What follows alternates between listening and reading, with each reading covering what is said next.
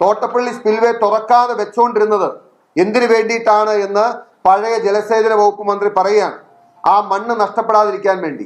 Government disaster management കീഴിലുള്ള executive ഓർഡറിൽ പറഞ്ഞ അതേ കാര്യം പ്രവൃത്തിയിൽ ചെയ്തത് അതിന് കോടികൾ ലാഭം ഉണ്ടായി എന്ന് പറഞ്ഞു. രണ്ടാമത്തെ കാര്യം പെരിങ്ങൽകുത്തിലേക്ക്, അതായത് പ്രളയം വന്ന് നമ്മുടെ നാട് തകർന്നു.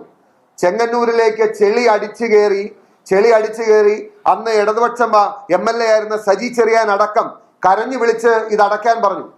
ഡാമിലെ സാധാരണ ഏറ്റവും അടിയിലെ സുയസ് തുറക്കാൻ പാടില്ല. ആസ് ദ കൺവെൻഷണൽ നോംസ് അത് ഓപ്പൺ ചെയ്യാൻ പാടില്ല. അത് പക്ഷേ ഇവര് ഈ മറ്റ് താല്പര്യങ്ങൾക്ക് വേണ്ടി കോടികളുടെ അഴിമതിയുടെ പേരിൽ ആ സമയത്ത് ആ ഡാം തുറക്കാതെ വെച്ചുകൊണ്ടിരുന്ന് അവസാനം സൂയസ് പൊക്കിയപ്പോഴാണ് അടിയിൽ നിന്ന് ചെളി മുഴുവനും കൂടി വന്ന് ആ ചെങ്ങന്നൂര് നശിച്ച് നാരായണക്കല്ല് പിടിച്ചത്. ആളിയാറിൽ തമിഴ്നാട്ടിലുള്ള കോൺട്രാക്ടർക്ക് വേണ്ടി തമിഴ്നാട്ടിലേക്ക് തിരിച്ചുവിടേണ്ടിയിരുന്ന വെള്ളം കേരളത്തിലെ ജനങ്ങളുടെ ഒരു സുരക്ഷയോ താല്പര്യമോ നോക്കാതെ കോടികളുടെ താല്പര്യത്തിന്റെ പേരിൽ പിടിച്ചുവെച്ച് ഒടുവിൽ ആളിയാറിൽ നിന്നും വെള്ളം ബൾക്കായി റിലീസ് ചെയ്തപ്പോഴാണ് ചാലക്കുടി തകർന്ന് തരിപ്പണമാക്കിയത്. ഞാൻ പറയുന്നത് ഇനിയെങ്കിലും കേരളത്തിലെ ജനങ്ങൾ മനസ്സിലാകണം. കേരളം തകർന്നതല്ല, ഇവർ തകർത്ത് തരിപ്പണമാക്കിയതാണ്.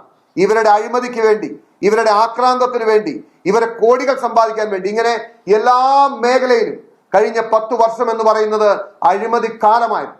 ഈ കാര്യം നിഷേധിക്കാൻ ഇവർക്ക് കഴിയില്ല.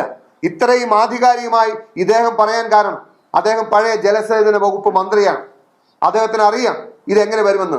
ഇദ്ദേഹം പറഞ്ഞ കാര്യങ്ങൾ സത്യസന്ധമാണ്, 100% ശരിയാണ്. പ്രളയം നമുക്ക് വരുത്തി വെച്ച കെടുതിൽ പ്രളയമുണ്ടായി വെള്ളം വന്നു എന്ന് ശരിയാണ്. പക്ഷേ ഇത്രയേറെ കേരളത്തെ തകർത്തത് ഇവരുടെ ആക്രാന്തവും അഴിമതിയുമാണ്. ഇത് ജനങ്ങൾ അറിയണം, ജനങ്ങൾ വിശ്വസിക്കണം. നിങ്ങൾ ഈ കാര്യം ഇനി അതല്ല മറിച്ചാണെങ്കിൽ ഇവർ തെളിയിക്കട്ടെ. ഇപ്പോ ഇതുവരെ വന്നിരിക്കുന്ന എന്താണ്? കോടതിയിൽ പോലും ഡാം മാനേജ്മെന്റ് നടത്തുന്നതിൽ ചെറിയ വീഴ്ച പറ്റിയിട്ടുണ്ട് എന്ന് സർക്കാർ അംഗീകരിക്കും. അത് വീഴ്ചയല്ല.